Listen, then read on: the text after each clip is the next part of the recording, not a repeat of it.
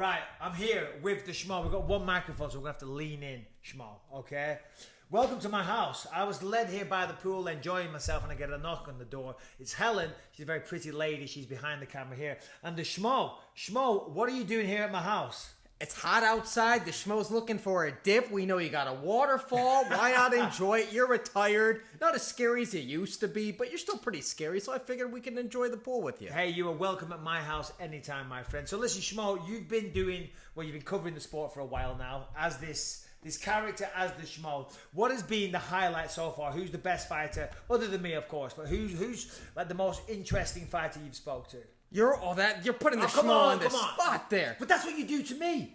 He asked me before, he said, John Jones, he's trying to fight Ngannou, but the UFC are refusing to pay more money. What do you make of that, Mike? That is putting me on the spot. I agree. 101. I'm like, there's no right answer to that. That's true. All right.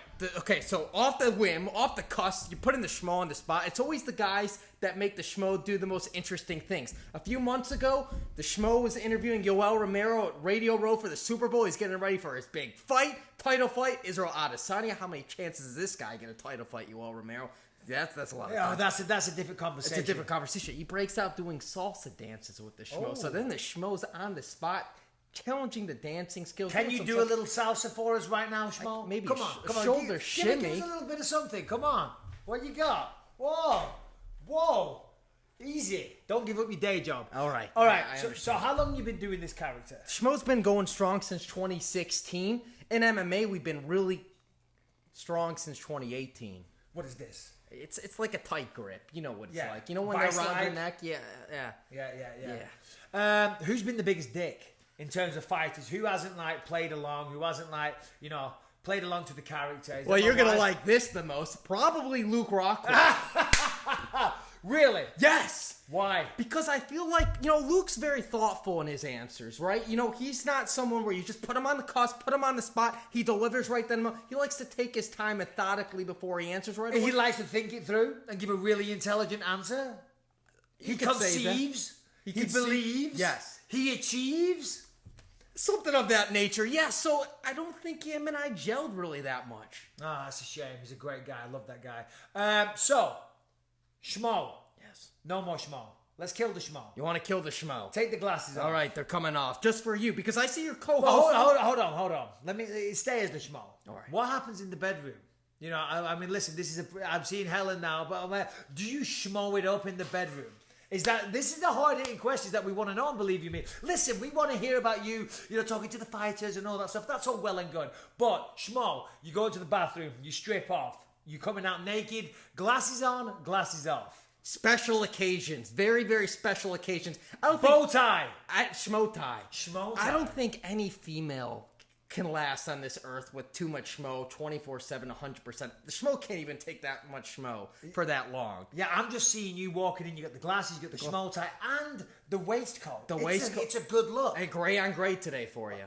Love it. So, in terms of your question, in our guest bedroom, we have a Schmo poster, which back in the day, we used to get the athletes to sign, get their John Hancock. So in the Schmo room, Schmo's only. Schmo zone. Schmo zone in the Schmo room. But in the bedroom, I just got to be myself. Okay. David. Yeah. All right, well, let's speak to David. All right. Okay. Do you get nervous as David? Yeah, you know what? I got to switch it up a little bit. So now I'm myself. Yeah. So I've known you now. I mean, through doing this type of stuff for a couple of years. And so how did this all start? I mean, because it's a very unique take, and I think it does get a lot of attention. I think you're doing the right thing. I think it's very smart. But how did this all come about? Yeah, I think it starts with this: if you're not first, be different. And I tried for so long since I graduated in college in 2012, traditional broadcasting background, to try to break into a small market. No one really gave me a chance. So for years, I grinded. I went to California, worked in sports production. I picked up some degrees in personal training just to make money so I can work for free and to break it into this industry. But basically, nobody gave me a chance. So I just was like, what can I do to be different? I started writing articles, becoming friends with journalists just to make my way through there. And why did I create the character? Because I just think journalism and sports media in this digital age we live in needs change. And kids want to see the personalities out of professional athletes. So I created this gimmick, this character, to really showcase the personalities of the professional athletes that I interview and just get a unique way to break the guard down, break the walls down, and get a different way of content. Yeah, well, that's interesting. I'm just going to slide this back and forth the whole time. Very rudimentary setup here. Normally it's Gas Digital. Brian and Harrington, they do all the heavy lifting, of course, but I'm a knucklehead, so we'll just slide the thing back and forth. But as you say, you do need a character. You do need it. Well, not necessarily a character, but a way to stand out, because there is a lot of people out there. And as you said, I feel when you come up as the Schmo, right? Obviously, I was talking to you in the gym last week. You're a very intelligent man, right? But you put on this, this act, right? You become the Schmo, and I feel that it does bring down the defenses, of the fighter. They can relax a little bit more. Do you find that? 100%. And we brought it up too before. A guy like Colby Covington, he was undefeated in the UFC, and he wasn't getting the matches or the traction he wanted. And then all of a sudden, in Brazil, he made that loud statement. Yep. I don't want to say go about it the Colby Covington way, sure, but he started being loud. He started to create the character, America, Trump. And he got some traction behind his name. And it was mostly, I won't want to say it was because of what he did, but he did something different. He did something unique.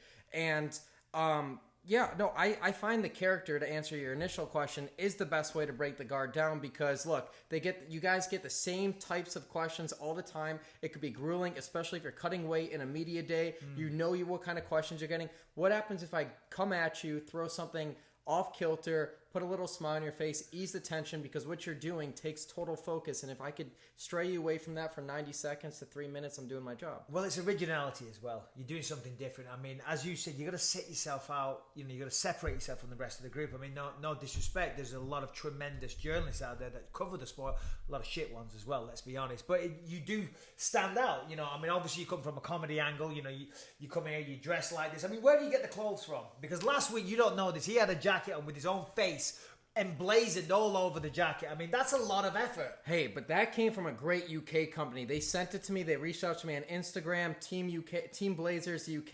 They took my logo. Where's mine? Shipped it. Team Blazers UK. What the fuck? I'll put you in touch with them. They would love to work with someone like you, man. But I'm just so blessed because they see this stuff standing out.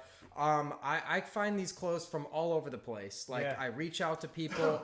You have to hustle, as you know. Sure. If you want anything in life, you can't expect someone to give it to you. You got to go out there and you got to take it. So I reach out to so many different people, find different brands to collaborate with, and just make it happen. So obviously you cover mixed martial arts. I've seen you cover the boxing as well. You covered the big Deontay Wilder and Tyson Fury 2 fights. What has been the highlight of your career so far, so to speak? I mean, that fight was pretty big. That's one of the biggest events in recent combat sports history. But what is, as I said, the highlight of your career so far? Well, I would say from the MMA's perspective and Dana's reaction, probably the 165-pound weight division question at the seasonal conference at UFC 236 in Atlanta last April, so a little over a year ago. That was amazing because that's when I think the world stage, the MMA community kind of saw what I was doing. Really the fighters, the people who knew who I was the journalists that were there and the fighters that I've been blessed enough to interview in person for a media day or go to their gyms to work with. But that was the first time the MMA community really as a whole could kind of see what I do on a grand scale. That was very rewarding. I was with Adam Vinatieri, the future Hall of Fame football kicker for the Indianapolis Colts. He set a Guinness World Record for most amount of field goals kicked in 25 yards. I was a part of that. They made me a custom Schmo football jersey, and I was with him. I was kicking field goals with him. I was a part of that process. That was rewarding. Bill Walton, the legendary Hall of Fame basketball player. Bill Walton. That guy's got an amazing voice. Who's Bill Walton? Bill Walton? I've never heard of Bill Walton. You're speaking to an Englishman that doesn't follow sports. That's true. You know what I'm saying? That's true. It's my ignorance. It's not your ignorance. It's totally okay. Totally my ignorance. He's a basketball legend. A UCLA. An announcer or he's an announcer now. Both a player. He's a Hall of Fame player in college and in the pros, and as an announcer. Bill Walton, 7 feet tall, huge hippie guy. He says the most outlandish stuff. He's funny. But I would say those two, and then in the MMA world, man, now we've just been a part of amazing stuff. 229 was amazing too, when Habib jumped the fence after beating Conor McGregor. That was awesome. All right, so listen, you journalists, you're always putting us on the spot. You're always asking the hard questions. Yeah. You're always trying to put us against other fighters, right? And trying to get the clickbaits and the hits and all the shit. So I'm going to do the same thing to you, but with other journalists. There's just and I don't know how I'm going to structure this right now. I could do like a fuck, marry, kill type thing, but I don't like that expression. It's terrible. Give me the best and worst thing about Ariel Helwani. Do you know the history of the Schmo? I have no idea of you and Helwani, but what is the best and worst thing about Ariel Helwani? Back in October, I called out Ariel Helwani to you know it's a big deal these days. He's doing a lot of training, he's doing a lot of boxing, he's doing a lot of fighting. Helwani is a beast. I challenged him to a 165-pound charity grappling competition in October. $25,000 I'll raise on my end, and he can match it for charity. And he's vehemently not said shit. He has not said a word. He is denying $50,000 to starving children across the world. Exactly. He is denying 50,000 people to battered housewives. Yes, and we're not talking about punching each other in the face. This is charity grappling, He's denying $50,000 to cancer victims. Yes. Wow. 100%. What do you have to say about this? Okay, best thing. So here's the thing. So obviously he stands out. Obviously when you think of MMA journalists, he's the number one guy. The Schmo's gunning for that. The Schmo's not here to take part. He's the guy. We're here to take Schmo. We are mere mortals, okay? We cannot reach the lofty perches that Helwani has reached. He's sitting up there with the gods. He's brown nosing with the ESPN bigwigs, okay? We can one day we can pray to be like this man. Exactly. So here's ESPN, here's the ESPN world, and here's the Schmo. This is one guy doing 6 to 7 different hats, and the beautiful girlfriend, Helen Esports. Both Team Helen and Team Schmo combined. This is us against ESPN. It's us against everybody. So here's the thing, Mike, and you'll appreciate this. If you're going to talk shit, if you're going to say so much crap about the fighters, you got to be able to handle the heat yourself. So why not, if we're going to talk negatively about the sport... Ariel, I love Ariel. This is you going off on a tangent. This has nothing to do with me, Ariel. I love it too. But you spend all that time creating controversy and talking negatively of fighters. Well, guess what? Why don't we put the money where the mouth is, and why don't we do it as journalists? I'm not trying to sit here and challenge another fight. I'm not trying to challenge Michael Bisping charity grappling competition. Right. We don't want him to lose. No, I'm just kidding. We don't want the Schmo to die, all right? But Ariel Helwani or these other journalists, but he's the cream of the crop. We want to challenge him. Why not do something for the fans? $25,000 from your side. You will... raise that independently. Yes, I will figure it out. Helwani has to raise his 25, or you will take care of that as well. ESPN's got him for that. Okay. They'll figure out $25,000. So $50,000 to $50,000 to charity. $25,000 to his charity of choice. Yes. $25,000 to your charity of choice. Winner gets the Michael Bisping Foundation. Okay, great, excellent cause. I love it. Luke Thomas. Opinions on Luke Thomas. Best and worst thing. Let's go. Well, I have nothing bad to say about Luke Thomas. Oh, Jesus Christ, Schmo. That's no interview. All right. The best thing, that's a good thing. What's the best thing is this guy is literally sitting in front of a screen for an hour plus, and he's got thousands of people tuning in. So clearly he's got something good to say for people to listen to. And he doesn't have ESPN pushing him out. I think he's got something with Showtime and working with other people. But look, there's so many people from my outside perspective looking in, because I don't study these guys or watch. I just know Ariel Helwani's the biggest name there, right? But when it comes to Luke Thomas, there's people that actually tune in and fighters go on the sport. I know there's some controversy there. He says some negative things about Dana White and coming in here and there, but he still has so many different people tuning into his show. For those reasons, I just got to give him my respect. But there's no negatives. I don't have it. The best. The game is called Best and Worst. The best is he's a great journalist and he does a fantastic. There's a lot of people that want it. What's the worst thing, Schmo? I don't want to throw you out my house violently, physically. I don't want to grab you by the scruff of the neck and put you through the window.